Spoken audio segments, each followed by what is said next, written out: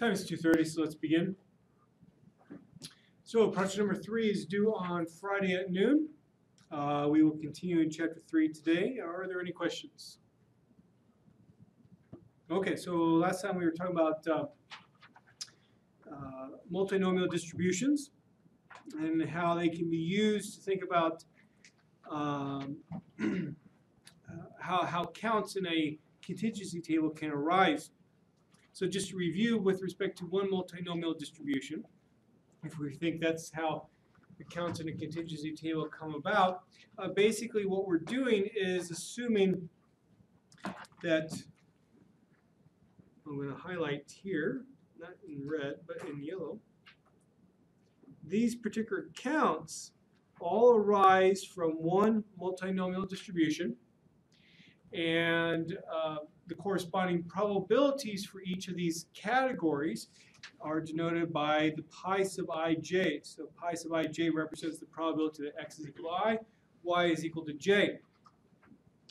Now another way, or I should say another aspect of this, is that you can look at the margins of these tables, and they also correspond to a multinomial distribution as well.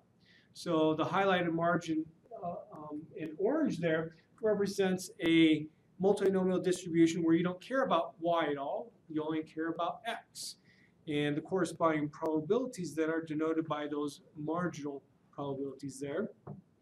And lastly, you could also look at the margins down below, and that says, well, I don't care about x, I only care about y, and that's a multinomial distribution as well with the corresponding marginal probabilities of pi sub plus j. So again, the counts here arise through one multinomial distribution where you have n trials. So essentially, this n here is a fixed number that you would know going into it. So it's like go out and take a survey, and you know that you're going to survey 100 people. That's what that basically is representing. And you're looking at, well, where do they fall with respect to the x categories and the y categories? And we talked about last time how to simulate data from this kind of a situation. Now what we're going to do is talk about a case where I have I multinomial distribution. So essentially every row is going to be one multinomial distribution. So let's relate this back to what we had in section 1.2. And we had the following setup here. In that case, we only had 2 rows, and we had 2 possible responses. And we said that each of the rows basically represents a binomial distribution.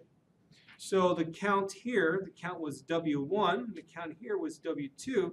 W1 had a binomial distribution, W2 had a separate binomial distribution, and these distributions had perhaps different probabilities of success. So pi 1 may or may not be equal to pi 2.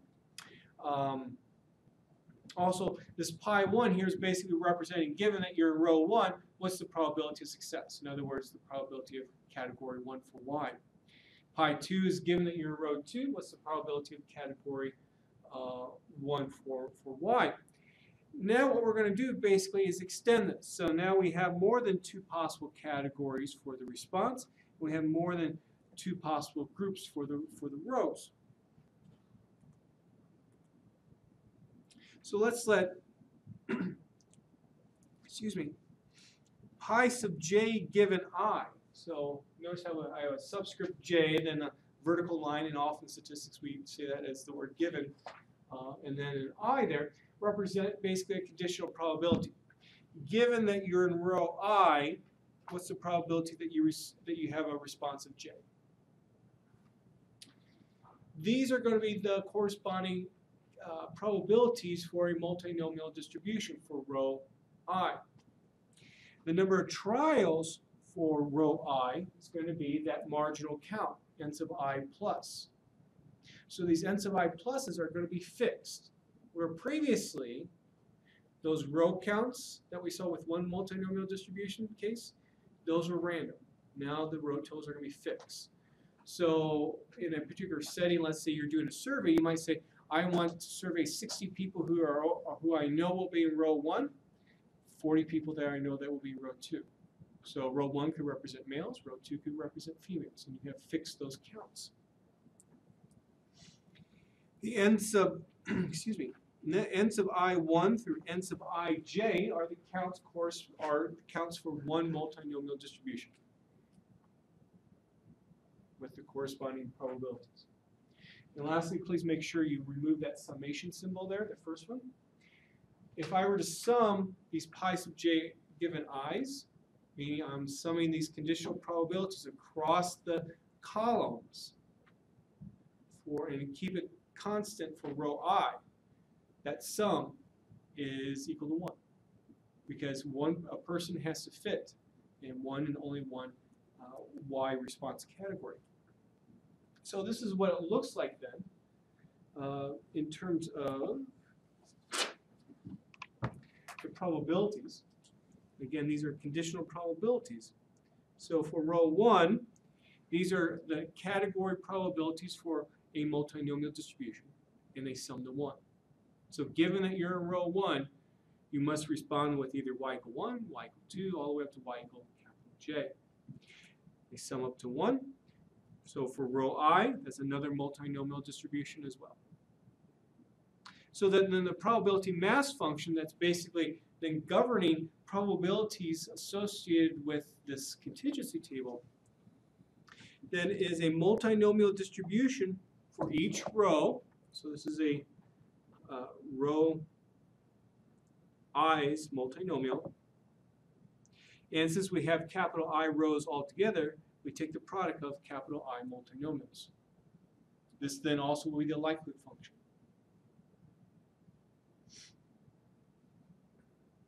So then I could use this to find maximum likelihood estimates for the pi's.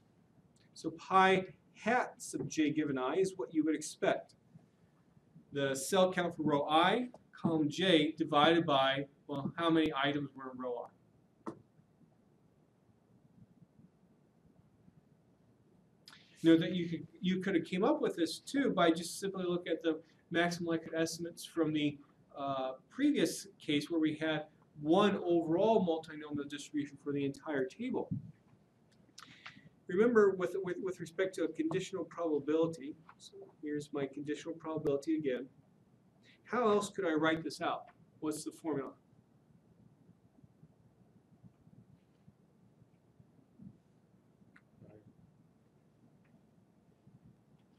Tell me what goes in the parentheses in the numerator.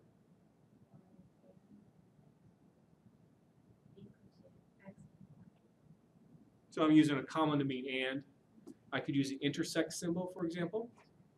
Or I could actually write out the word and, depending upon whatever notation that you're used to seeing. What goes in the numerator? The denominator. X equal I. Okay.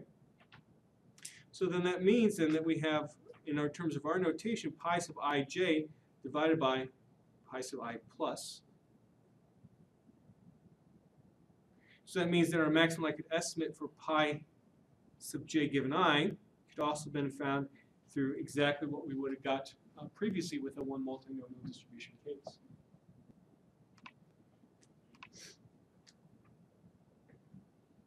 So let's look at what does this mean in terms of a sample. So let's simulate some data.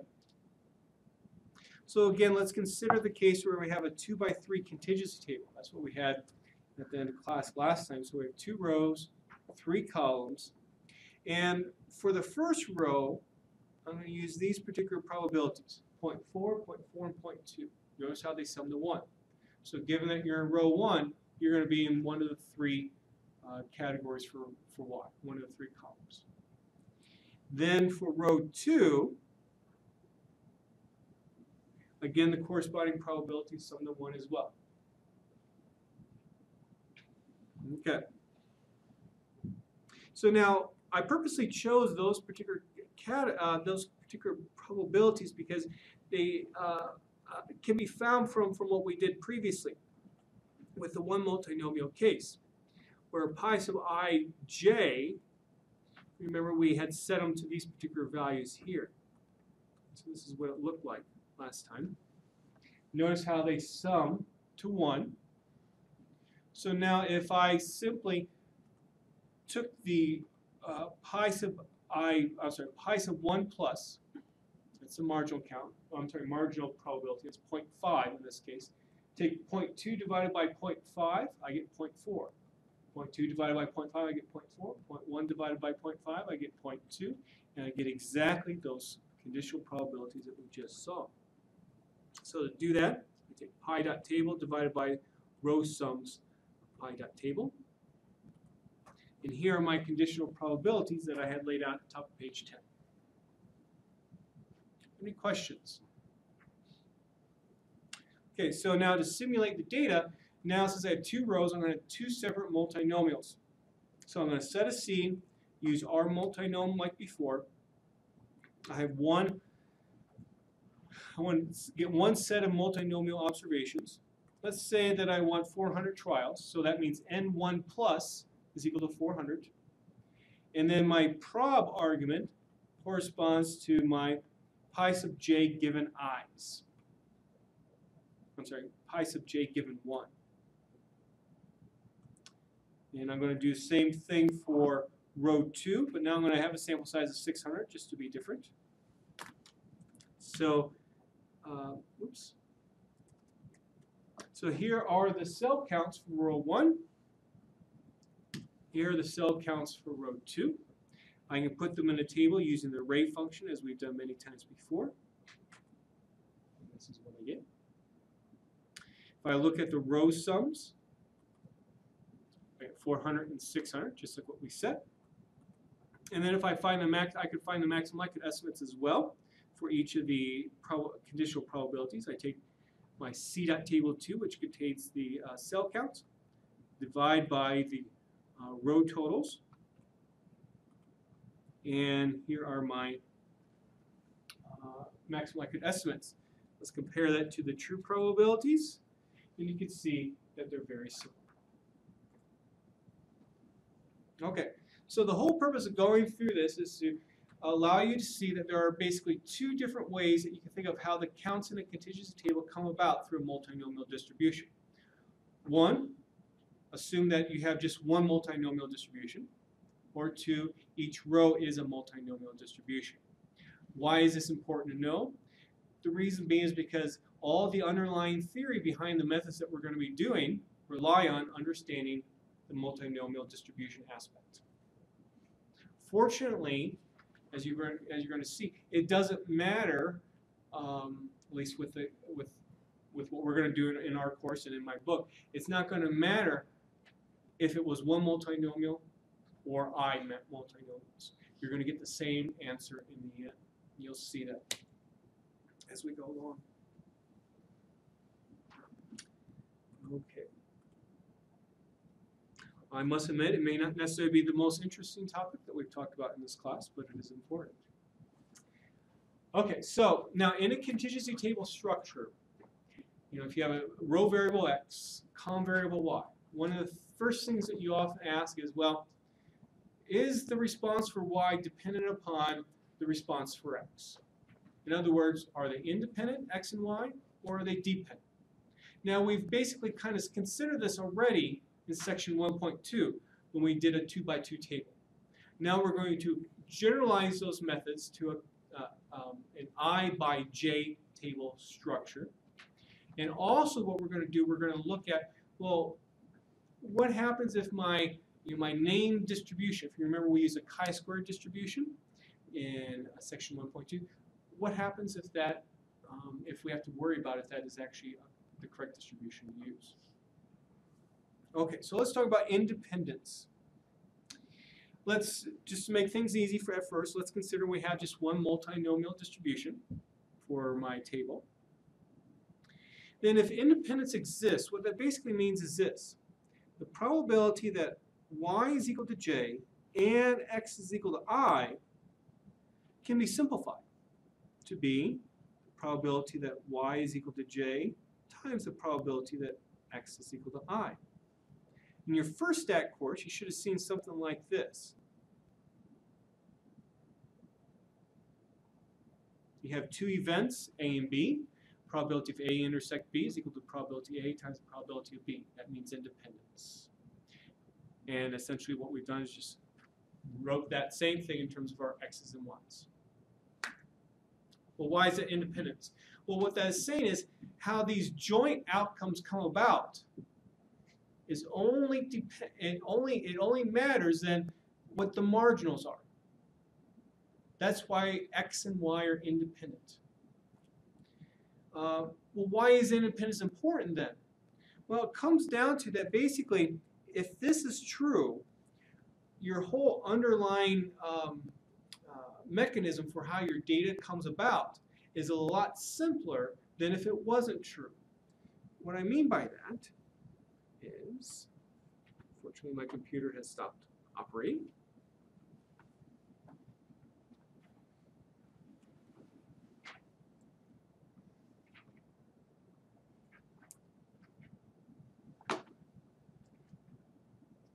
Okay. Think of it in terms of a regression model. Normal linear regression. You know, if you could use only one explanatory variable, which means then you only have beta 0 and beta 1 to worry about in your model, that's a lot easier to work with than, let's say, if it took 10 explanatory variables to do as good of a prediction, where you have, in that case, 11 different betas. So, you know, if you had a choice between 11 different betas or 2 different betas, and both give you essentially the same prediction, or just did as well, well, you would pick the simpler model. And that's essentially what independence will allow us to do, if it's true. So under independence, there are I minus 1 plus j minus 1, or in other words, I plus j minus 2 different probabilities we have to worry about. Well, why? Well, for the rows, remember, we would only need to worry about the marginal probabilities. And how many of them are there? There's capital I. But we also know that those row probabilities have to sum up to 1, because you're in always one row. Okay? So because of that, then, we actually don't need the last one, because we know that this sums to 1. So in the end, there's only I minus 1 different probabilities that would be unknown. I minus 1 different parameters, you could say, instead. And similarly, for the columns, we have these particular probabilities, pi sub plus 1 to pi sub plus capital J. Again, they sum to 1, so I only need to worry about capital J minus 1 of them. And so that's how many unknown parameters, probability parameters, that we have under independence. Now, if we cannot assume independence, what that basically means then is that we have no way of getting at all these probabilities without estimating every single one of them. How many of them are there? I times j. We know that these probabilities have to add up to 1. So in the end, I don't need the last one. And I have ij minus 1. And so that then,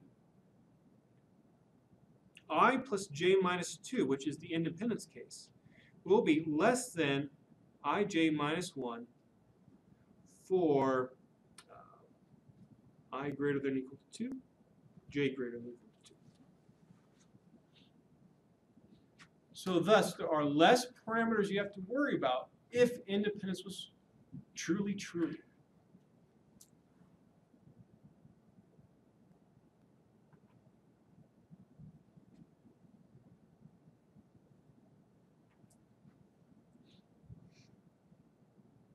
So ideally, to make our lives simpler, we would prefer independence if it were to occur.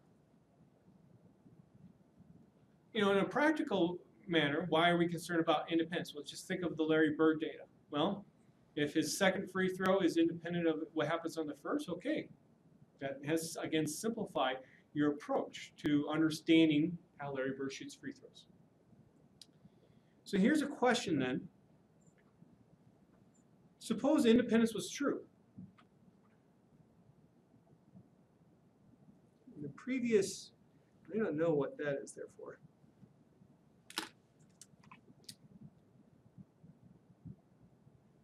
Yeah. Delete them. I don't know how the R got in there. I like R, so maybe I'll just randomly insert it into my document. Okay, so let's say we have that one multinomial distribution case. I want to simulate data from this one multinomial distribution so that independence is true. How would you do that? Use the R multinom function, right? Okay. But what would you use for the probabilities? Let's look at how we've done this before. So here's R multinom. Oh God. R multinom. And then I had some probabilities there. This is actually for, let's find the exact case where we did this before. Yeah, here we go. So here's my pi.ij, and I took that from right there. So if independence was true, what should I do?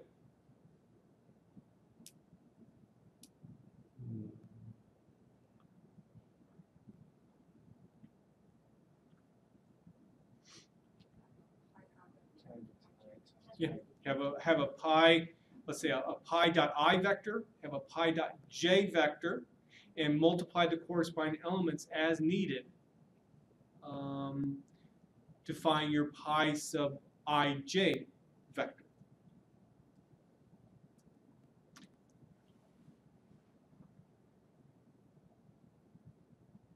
Is that clear?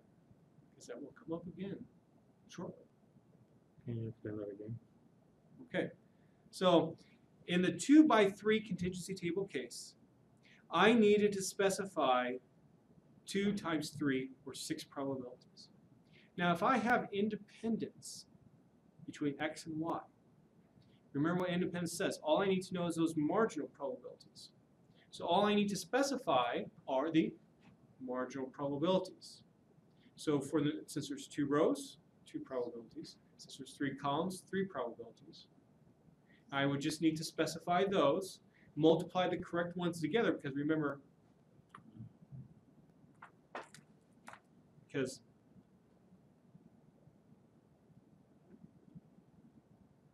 is true under independence.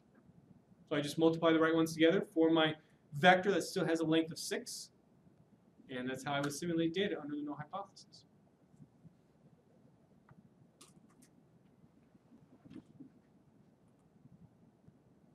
Okay, well, what about the I multinomial distribution case?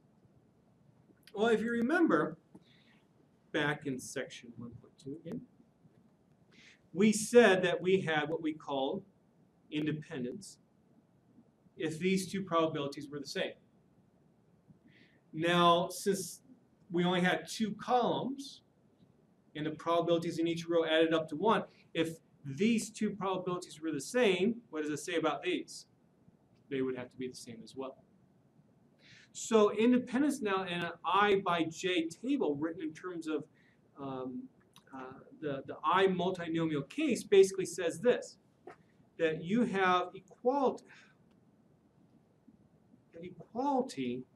across the rows for these conditional probabilities in each column. In other words, go back.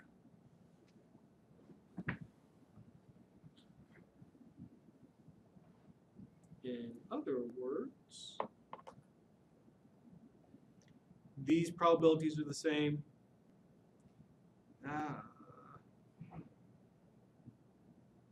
These probabilities are the same, and so on. That's what independence would be in the I multinomial case.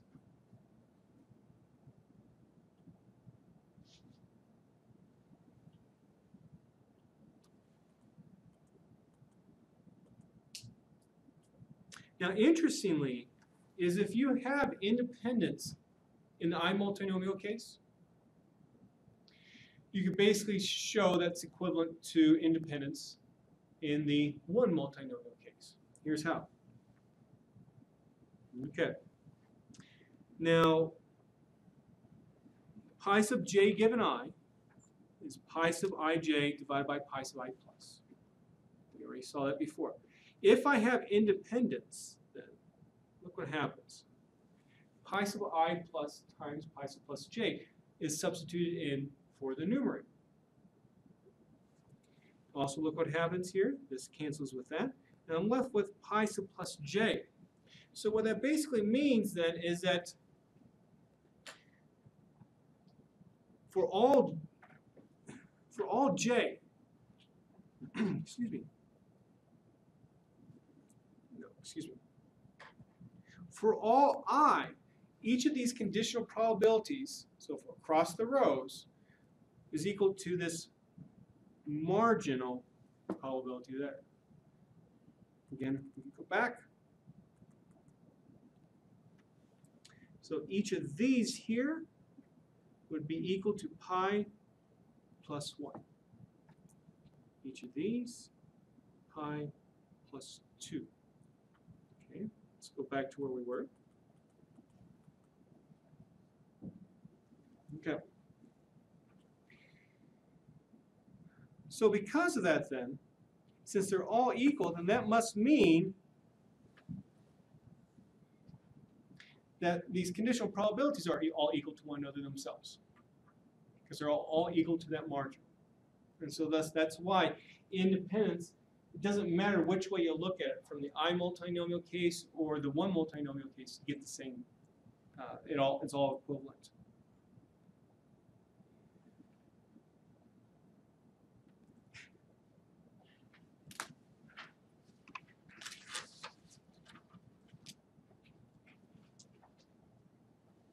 Okay, so with the I multinomial case, how would you simulate a sample under independence?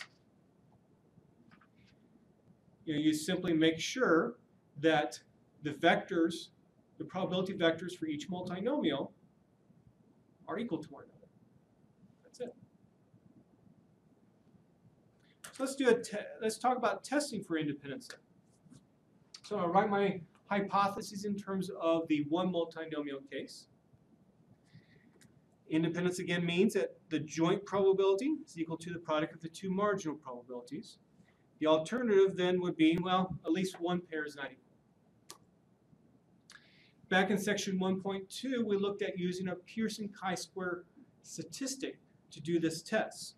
And the basic form of that statistic was you take your observed count, subtract off what you would expect that observed count to be if the null hypothesis of independence was true, square it, and then divide by the estimated expected count under the null hypothesis once again. And so what we're looking for here is that we're looking for counts. How close are they to what we would expect under independence? If they're far apart, that says, uh-oh, looks like you have dependence. If they're close together, oh, okay, you have independence. And so what we do is we calculate this for every single cell of our contingency table. And then this is what our Pearson chi-square test statistic ends up looking like, where I sum over all the rows, over all the columns. I take my cell count, that's my observed count there, and then I subtract off what I would expect that count to be if the null hypothesis was true. And where does that come about? Again, remember, if the null hypothesis was true, we have this. Pi sub ij is equal to pi sub I plus times pi sub plus j. What happens if I put hats on these? Well, what are these marginal probabilities estimated by?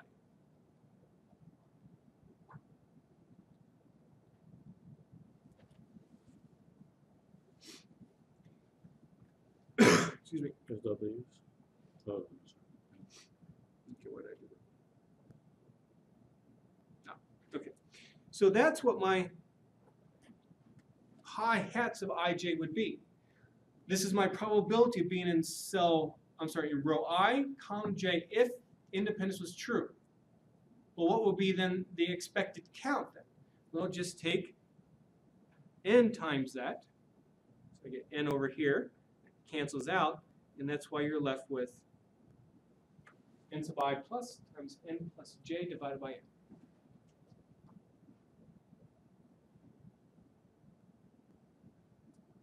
So I put that in the numerator, I also put in the denominator. And that's my X squared statistic, my Pearson chi-square test statistic. Despite it looking a little bit different from what we had in section 1.2, it is actually equivalent. You could take a look at that on your own. In chapter 2, I'm sorry, in section 1.2, we compared to a chi-square 1. We said that the distribution under the null hypothesis had a chi-square 1 distribution. Well, here, since I have a larger number of rows and a larger number of columns, my distribution is chi-square with I minus 1 times j minus 1 degrees of freedom. And then what this allows me to do is get an idea of, well, what would be an unusual value of x squared if the null hypothesis is true. So I compare then x squared to the 1 minus alpha quantile from that distribution. If x squared is greater than it, that says, uh-oh, we have an unusual thing, unusual event. So therefore, your null hypothesis must be false. Now, you could do exactly the same test for independence using a likelihood ratio test statistic. And basically, again, the way that a likelihood ratio test statistics form are lambda. We find the maximum possible value of the likelihood function when parameters satisfy HO. Well, again, what is HO? That basically says then that each of your pi sub ij's in your multinomial distribution are now estimated by pi sub I plus hat times pi sub plus j hat, because independence is true. Plug those in there, you have the maximum possible value of your likelihood function. The denominator says when the parameters satisfy H or HA, which means then that you use then the usual estimators for pi sub ij and sub ij over n to estimate pi sub ij. Plug that into the multinomial distribution. You do all that, you multiply, you take the natural log, multiply by -2, and you have this form of a statistic that you can compare to a chi-square distribution, just like what you did with x squared.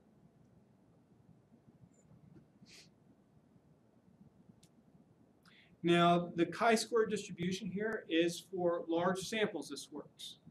And so we'll talk about what happens if you don't have a large sample shortly. In other words, statisticians have shown that as n goes to infinity, that these statistics, the distributions of the null hypothesis are chi-squared. Okay, so how did I choose the degrees of freedom here? Again, the degrees of freedom is I minus 1 times j minus 1 that's used with the chi-squared. If you've never seen this before, here's a nice handy way to always know how to pick the degrees of freedom for a particular problem. And that is, you take the number of free parameters under HA, subtract off the number of free parameters under HO. What that means in this particular setting is that under HA, notice you don't have any restrictions on your pi sub ij's. They're not restricted by independence. So how many pi sub ij's do we have? I times j. But of course, these parameters have to sum up to 1. So there's your there is a little bit of a restriction there. So the number of free parameters are I, j minus 1. So this is I, j minus 1.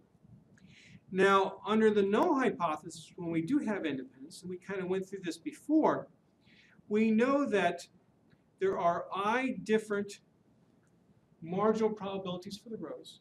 There are j different marginal probabilities for the columns. Each of them have to sum up to 1. So how many free parameters do you have? I plus 1, I minus 1 plus j minus 1. And so if you do this whole subtraction here, you end up with I minus 1 times j minus 1. That's how the degrees of freedom are found. And this can be applied to any kind of problem where you're doing hypothesis testing. Okay, so let's first talk some more about what a large sample means. Again, x squared for a large sample has an approximate chi-square distribution, or the null hypothesis. So what do we mean by large? Well, over the years, there's a lot of research into that. And generally speaking, kind of a rule of thumb is this. these estimated expected counts under the null hypothesis, if they are greater than 1, you should be fine. Chi-square distribution should work okay. Some people prefer to use greater than 5 to be safer, I guess. Well, what if, though, then if these recommendations or these conditions are not satisfied? Well, then you have to worry about, well, is this chi-square distribution going to work? Well, what does that mean in a practical sense?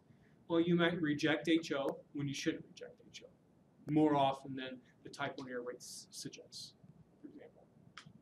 Or you might say don't reject HO more often than what you would like to.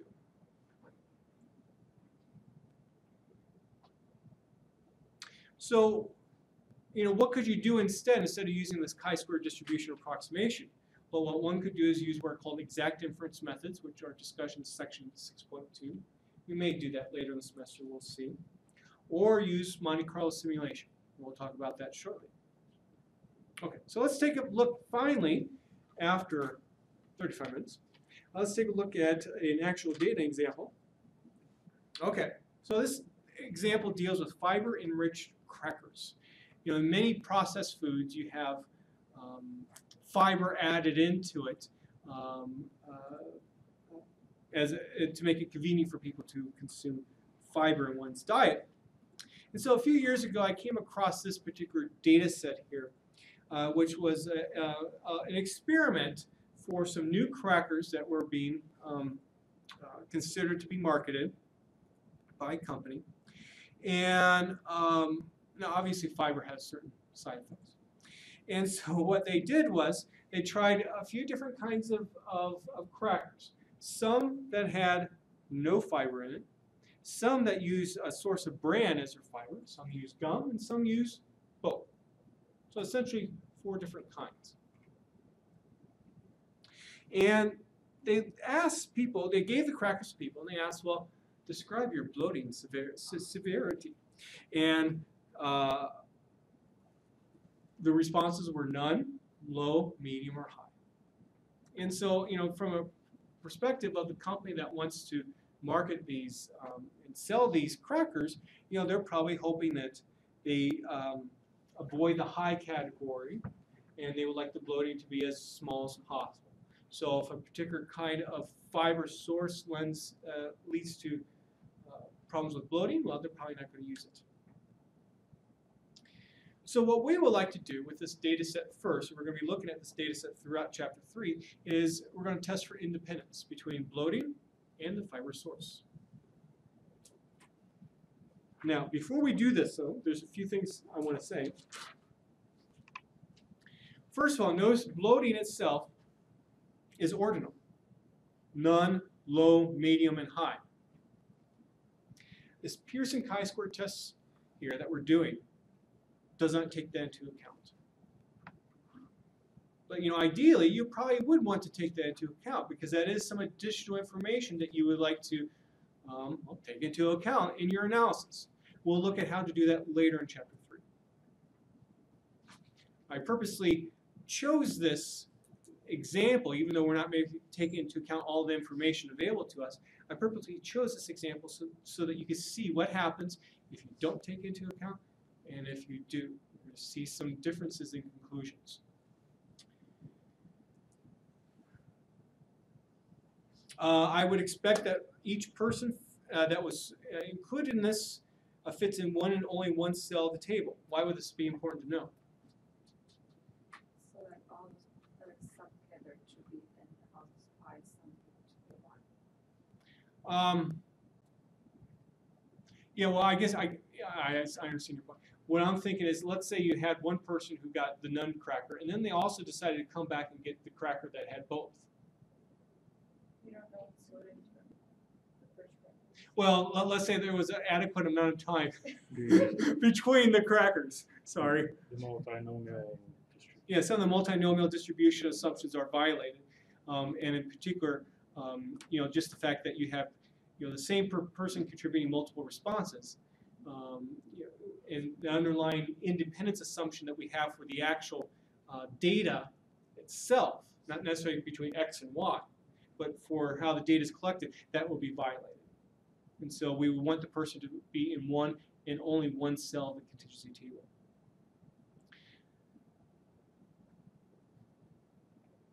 Now, given the layout of the data, if you look at the contingency table itself, you'll notice that there are 12 people in each row. That would tell me, oh, I bet they use essentially that I multinomial setting that we talked about when they collected the data, meaning that they fixed the row totals at 12. The description of the data from where I got it from does not tell me if that occurred or not. But that's what I would expect it to occur. Fortunately, though, again, it doesn't really matter to us if it occurred or not. Now, also, especially if you had a course like Stat 802, hopefully you see this. Note that this fiber source could actually be analyzed as two separate explanatory variables. Essentially, bran, yes or no, or gum, yes or no. So what we have here is actually a 2-factorial structure to our data. I'm not going to take a look at that right now, but actually, for your next project, you will get to. Yay! I just completed a draft today. Yay! So, where I actually found the data, and especially for those of you maybe who teach Stat 218, this is a nice data source. There's what's called the Data and Story Library, or DASL for short. And where I got the data from, this is how they've displayed the data in terms of this 4x4 contingency table. It wasn't until a little bit later, it's like, oh, wait a second, this is probably you should probably consider the variables separately. But again, I think in the end, in terms of a teaching situation, it helps show the different views of data, allows you to explore different kinds of analyses, and allow you to make a judgment about, well, which is actually the better one to do. So that will be part of the project, and as we go along when we talk about the ordinal property of the response. Okay, obviously I did not read in my data from an Excel file, so you can scratch that part out. But I did read in my data in a comma delimited file, and this is what it looked like. I guess we could take a look at the whole data set over here.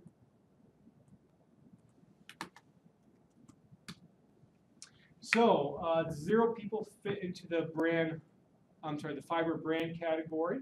It had high bloating, and again, 0 people fit into that category. So that corresponds to the row 1, column 4 response on page 316. And so all the parts of that contingency table are simply just written out in a data frame format. The reason why I did this is because this is often how your data comes in, and then maybe you might have to do some reorganizing of the data to put it in a nice contingency table format. Also, this will be very helpful when we take a look at regression models with this data set. Now, let's see here.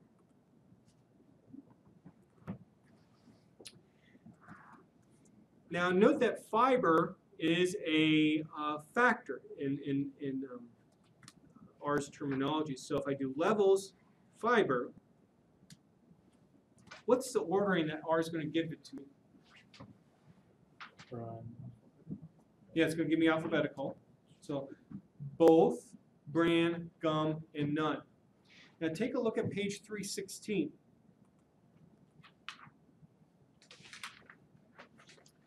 Look at the ordering of the rows there. Is that the same? No. Okay. And what I like to do is to get the ordering to be the same. To some respect, this is a personal preference for the rows, but the same thing happens with the columns too. So, for the columns, what do you think the ordering will be that R puts us into? Yeah, high, low, medium, none. And especially since we know that there's that ordering there, we need to make sure that that ordering is actually preserved the way that R recognizes it. That will be very important later in this chapter. So because of that then, I am going to change the ordering using what we talked about in chapter 2. I'm going to use the factor function. I'm going to take my fiber variable, And I'm going to change the levels to be none, bran, gum, and both. I'm going to basically write over the original fiber variable. I'm going to do something very similar for the below. So it's none, low, medium, and high. So that in the end, my data will look exactly the same, but now R recognizes the levels to be different than what they were before.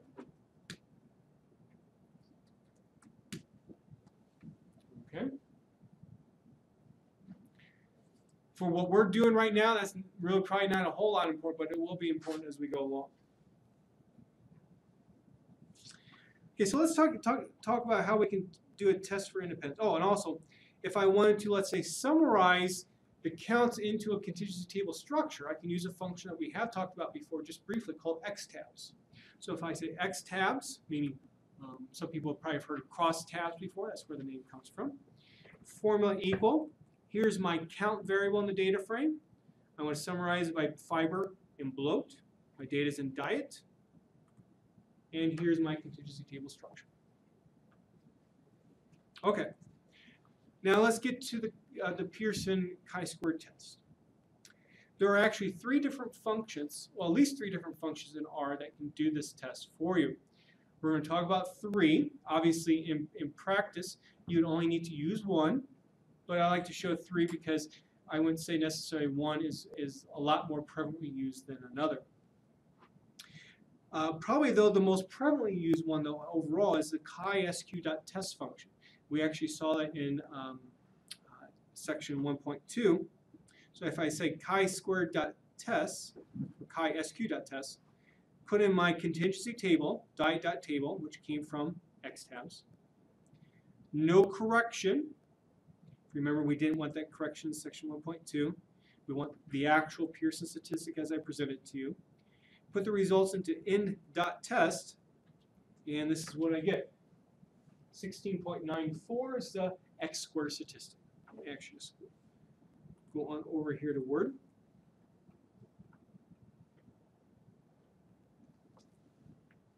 So here's x squared. This 9 comes from I minus 1 times j minus 1. Or in other words, 4 minus 1 times 4 minus 1. And here's my p-value. So that p-value, if let's say A was distributed chi-square 9, my p-value is the probability that A is greater than 16.94. So we can see that we have marginal evidence against independence. It's not strong, but we do have something going on here.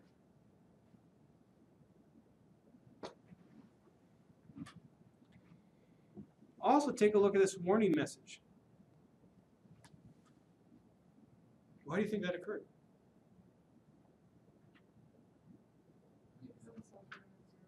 Yeah, we had those 0 cell counts. And actually, what happens is if you have any of your cells with this occurring, remember how we had those two criteria? Some people like to use 1, some people like to use 5. R uses 5. If that occurs anywhere, you will get this warning message popping up. And in fact, we will see shortly that, actually I can go ahead and show you on page 320.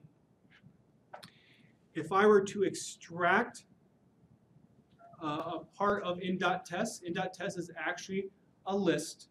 And how do you see the name? How do you see the names of the things in the list? Use the names function. And you'll notice there's one called expected. And those are the estimated expected cell counts under independence. And you can see that they're all less than 5. So that's why that warning message popped up. But even if only just one was like that, that message would have popped up. So R is saying, hey, wait a second, you might not be able to use that chi-square distribution like you want to. So watch out. Another function that does this test is called assostats, for association statistics. This comes from the package VCD. VCD stands for Visualizing Categorical Data. So the main purpose of this package is actually to do various plots of categorical data. This is a package that you will have to download from CRAN, from the R website. I like this function because not only does it give me my x squared statistic, but it also gives me my -2 log lambda for the likelihood ratio test. So you'll notice that the statistic is a little bit larger. Again, we're comparing to a chi-square 9, and so the p-value is 0.026. So again, marginal evidence against the null hypothesis.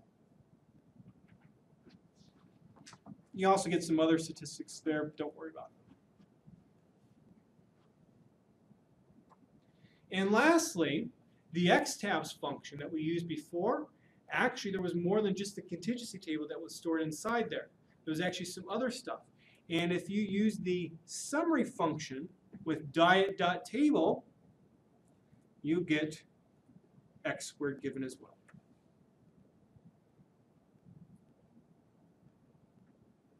Now, if you were to use a critical value with this hypothesis test, you would find the, let's say if I use alpha 0.05, you would find the 0.95 quantile from a chi-square 9, and that would be 16.92. And you use the q chi-sq function to do that. And you compare that to what was observed for the test statistic of 16.94 to make a judgment about the hypotheses. Again, there's marginal evidence there. I would not necessarily say reject HO. I would not say don't reject HO. I would say there's marginal evidence here. Because your conclusions shouldn't be so, when your p-value is so close to commonly used alpha levels, you shouldn't necessarily use alpha 0.05 so you can reject, or use alpha 0.01 so that you would say don't reject. So that's why there's marginal evidence. It just goes back to the definition of what p-value represents. It shows you evidence against the null hypothesis. The lower it is, the more evidence. So Okay. do you say the likelihood ratio test? Should we trust that more than the chi-square? Is it the same? It depends upon the situation. I think, generally speaking, I put a little bit more faith into the x squared, but not a whole lot more. But I would put a little bit more faith into the x squared. So, the reason why I'm actually showing you the likelihood ratio test here is because it will lead up to something later on. Otherwise, I would have just normally showed you the Pearson chi-square. Okay. So, what else could we do, other than using this chi-square distribution approximation? So again, this is based upon having a large sample. PhD level statisticians, have shown that as n goes to infinity, x squared does what's called convergent distribution to a chi-square random variable. You learn that, for example, in a course like Stat 980.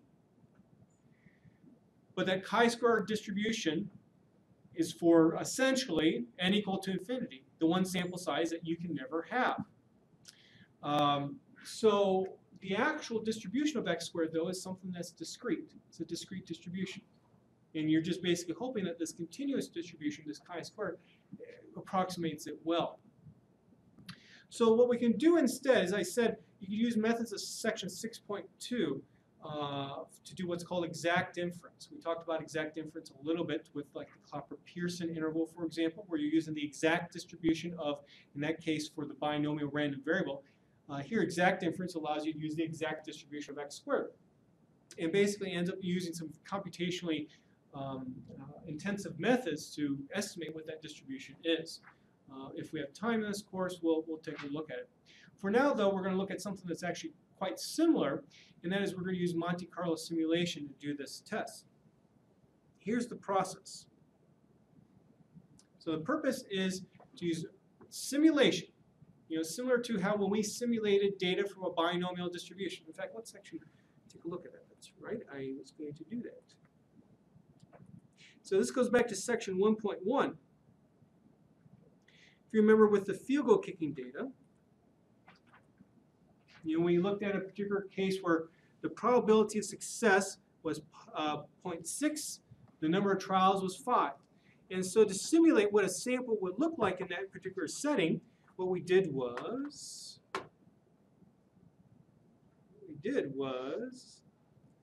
we used the R binom function. And let's say we had 1,000 occurrences of this binomial, where the number of trials was 5, probability of success was 0.6, and we came up with a stream of numbers that represented basically a sample. Okay? That sample then allowed us to plot what the distribution essentially looks like in terms of a histogram. So for example, the number of times that I observed 2 was about 0.2. The number of times I observed 3 was about 0.4. And then we can compare that to what the actual distribution was, as shown there. And those estimated probabilities that we got from the histogram were just about the same as it was from the true distribution because we used such a large sample size. Okay? Put that in the back of your mind, and we're basically going to do the same thing but in a more complicated setting. Where now what I would like to do is take advantage of all this background that I gave you about how to simulate data from a multinomial distribution, and I will simulate some data such that the null hypothesis is true, and then calculate my statistic upon that data. Now I'm going to do this many, many, many times. Let's say maybe 10,000 times. So I'm going to get a whole bunch of x squares and plot a histogram, just like what we did with that binomial example. And that will give me an idea of what is the true distribution of x squared. Using that distribution then, I can look at, well, what did I actually get with my observed data relative to that distribution that we just simulated. And if it looks like that my observed data value was extreme from what I would expect, reject HO. I have evidence against the null hypothesis. If though instead that my observed x squared though is like reasonable, it's in, let's say, maybe the middle of where the distribution is, then it says, oh, okay, then what I got seems to be indicative of what could happen under independence. So therefore, don't reject HO. Let's talk about how to simulate the data first. Excuse me. So I want to simulate a whole bunch of contingency tables of the same size as what was observed, which was 48. So we had 12 in each row. And I'm going to set my pi sub ij for that one multinomial case. I'm going to set that to be what I would expect my probability to be, or estimated expected value of that probability, if the null hypothesis of independence was true. Remember, if the null hypothesis is true, I have this occur. Pi sub ij is equal to pi sub I plus times pi sub plus j. So if I want to look at, well, what would I estimate it to be if the null hypothesis was true? I get this.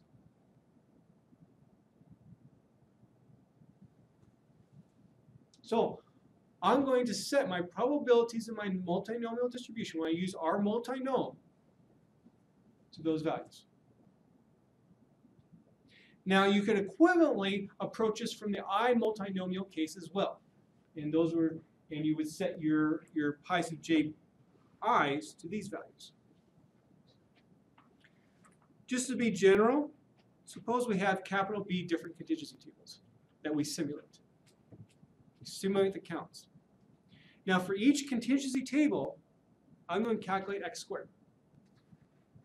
So I'm going to have B different x squares. To differentiate those x squares from what I had originally observed with my data, let's call these x squared stars. Put a little asterisk there. Pronounce it as star. It's a common notation that people use. Then, instead of using a chi-square distribution here, I'm going to plot a histogram of my x squared stars.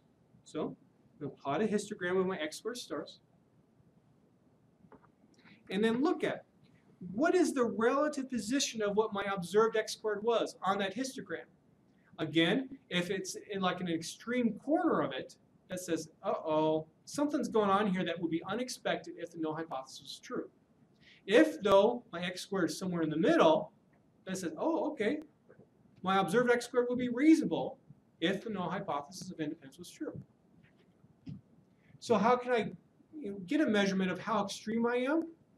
Well, calculate the proportion of your x squared stars that are greater than or equal to x squared. So that pound sign there means the number of x squared stars greater than or equal to x squared, divide by b to get a proportion. So we don't know what the shape of the histogram would be, but we can. Well, you don't know what it will be beforehand, but once you simulate the data, you'll see it. And so what I often like to do, since the alternative is to use a chi-square distributional approximation, actually put the chi-square on there and compare. And actually what that will do is give you some evidence of, well, is using a chi-square reasonable or not? Because what that chi-square is essentially doing is trying to get at what the x squared star distribution is. Okay. We'll come back to this. I want to get to the example. So, fiber-rich crackers example. What I decided to do was put all the computational details in the homework. So please take a look at the homework. You are responsible for how to actually go about doing this. All my code is there. It's not like you're creating code on your own, but walk through the code just like you would do with any other code that I present in class. It just takes a while to get through, so that's why I decided to, this year, move it to the homework. And so what we get then is this. Let's take a look at the histogram on the left-hand side. So there's my histogram of all my x squared stars. And what this is doing is, again, trying to estimate the distribution under the null hypothesis of your test statistic. So if independence was true, this is what the distribution would look like. And then remember what my observed value of my test statistic was. It was 16.9. So it would fall right about here. And we can see it's kind of marginal if this is really extreme or not. Just like what we had saw before when we used a chi-square distributional approximation. So, in fact, the proportion of x squared stars that are greater than or equal to x squared is 0.04463. Now, if instead my observed value of x squared was way out there, then I would say, oh, wait a second. It would be extremely unusual to get an x squared that far out if the null hypothesis was true. So therefore, I reject HO. If instead my x squared was right in the middle, I would say, hey, that's reasonable. Okay, don't reject HO. The red, this red line that's going over the top of the bars there, that's actually a chi-square 1. I'm sorry, chi-square 9. And so you can see that indeed, actually, a chi-square 9 would work out well here. Remember our p-value that we had before with a chi-square 9 was 0.04962. So essentially what this procedure that I just talked about does, it helps you actually even confirm that indeed the chi-square 9 would work. Despite those warning messages that we had, things would work out. Now on the right-hand side there, I have CDFs. So in red there, it's the CDF of a chi-square 9. And we talked about CDFs at the end of chapter 2 last time. We just didn't talk about a chi-square, but chi-square has a CDF as well. And then what I did was, in black, I plotted basically the proportion of x squared stars that were less than some point. So for example, if I look at 10 here, and project up and then over, about 60% of my x squared stars were less than or equal to 10. People will refer to this black line as what's called the empirical distribution function. And we can see that they largely agree, which again gives me evidence that yes, a chi-square 9 would work.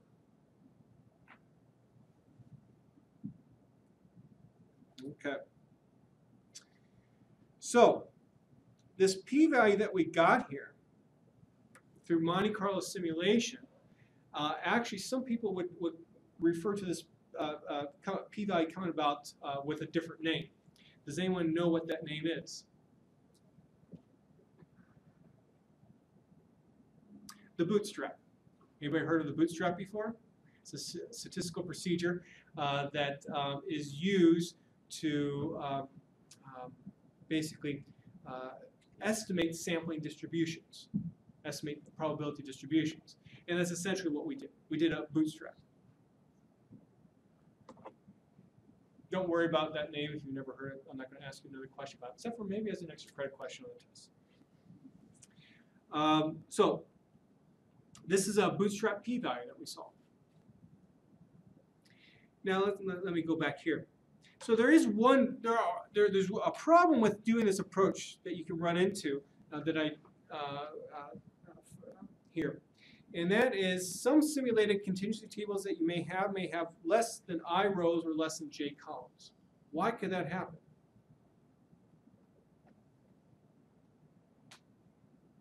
Think of the one multinomial setting.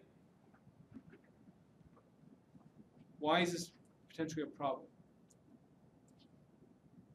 Or why can this happen? Excuse me. Why could that happen? Zero. Well, I mean, you could observe a 0 cell count somewhere. I think all of you agree that a 0 could occur. Could occur, let's say, for all rows of a table. I'm sorry, could occur for one column across all rows. It's possible. Equivalently, all the counts in a row could be 0, too. Well, think now. So that means your dimension of your contingency table could change. Why is that important? Well, think of that chi-square approximation. It's based upon that degrees of freedom is based upon number of rows and number of columns. So that means that changes. So that means then your x squared, at least for a large sample, will have a different distribution. And we need to make sure that indeed you always have exactly the same distribution for every single possible x squared. So you need to make sure that your contingency table remains exactly the same size every time.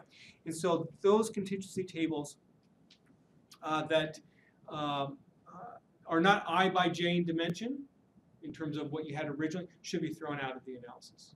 So maybe you might have b minus 5 contingency tables that you're looking at instead. If, though, that this happens a lot, where you're having to throw out a lot of contingency tables, then you should probably do some other kind of statistical method. See section 6.2. Okay, so that concludes then dealing with a multi-category response without a regression model. So a lot of this was to work up to what we would do with regression modeling. It would be my preferred approach to use a regression model in this particular case, in most of these cases, because once you reject HO, you want to know why did you reject. And a regression model will help you figure that out. So Pearson chi-square tests are great, like ratio tests are great for tests for independence. They're used all over the place, but often a model-based approach gives you more information in the end. And so we're going to talk about two different kinds of regression models that can be used when you have a multi-category response. All of them have a multinomial distribution in their underlying, let's say theory, but all the underlying mechanisms behind these models is a multinomial distribution. So that's another reason why we spent time talking about what the data would look like, what does the likelihood look like, and so on. So there's two models. One doesn't care if your categories you have are ordered in any way. Another one cares if you have ordered categories. And so we're going to begin with the one that doesn't care what the ordering is amongst your categories. And there's a few different, there's many different multinomial regression models out there. And we're just going to focus on two in this class. We're going to talk about one that's simply called a multinomial regression model. Some people will call these also, please make sure you write this down, because I don't know if I have it exactly there, baseline logit models. Baseline logit.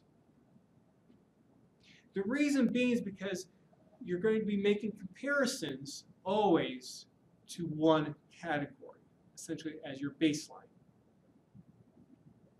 So let's consider a situation where you have J categories for your response.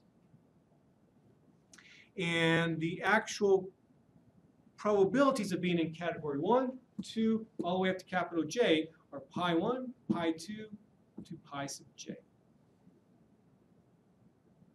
And what we're going to form are what are called baseline category logits to compare these probabilities, where category 1 is always going to be what we're comparing to. So we're going to find the log of pi sub j divided by pi sub 1. Look how close this is to what we had with a logistic regression model.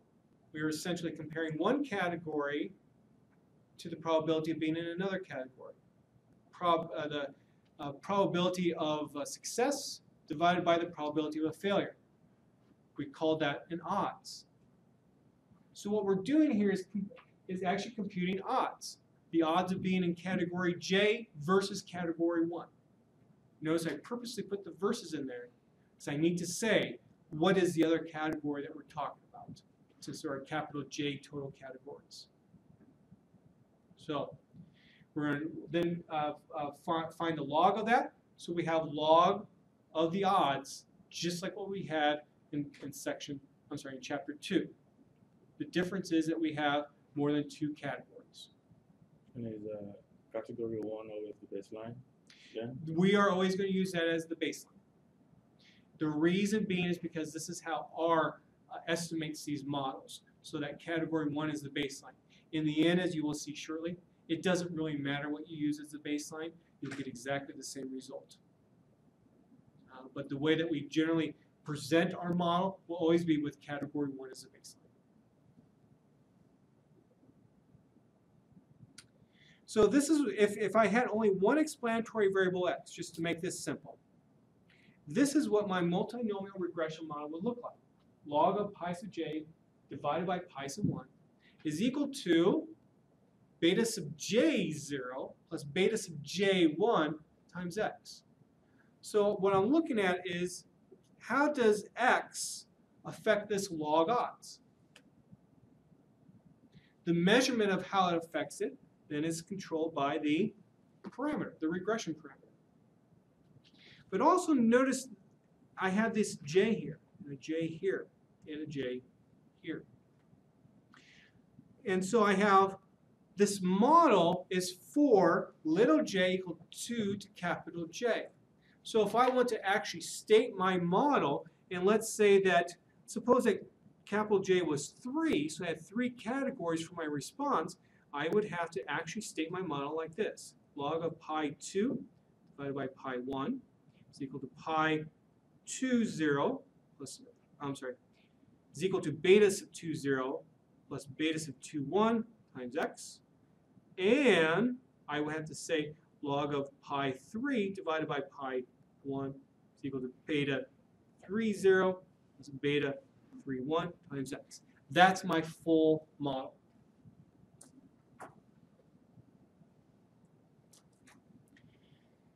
Well, let's say that you wanted to compare category 3 to 2. Very simple. Simply subtract log of pi 2 divided by pi 1 minus log of pi 3 divided by pi 1. Look what happens with properties of logs. Of course, this would be log of pi 2 minus log of pi 1. This would be log of pi 3 minus log of pi 1. I have a subtraction here, so that means then this cancels out with that. I'm left with the log of pi 2 minus log of pi 3, or log of pi 2 divided by pi 3. What does it mean in terms of your betas? We'll do exactly the same thing with the betas. group some like terms, and now this is what your model becomes. So that's how you compare pi 2 to pi 3. Not too difficult. Okay, so the time is 3:45. Are there any questions? And that is it for today.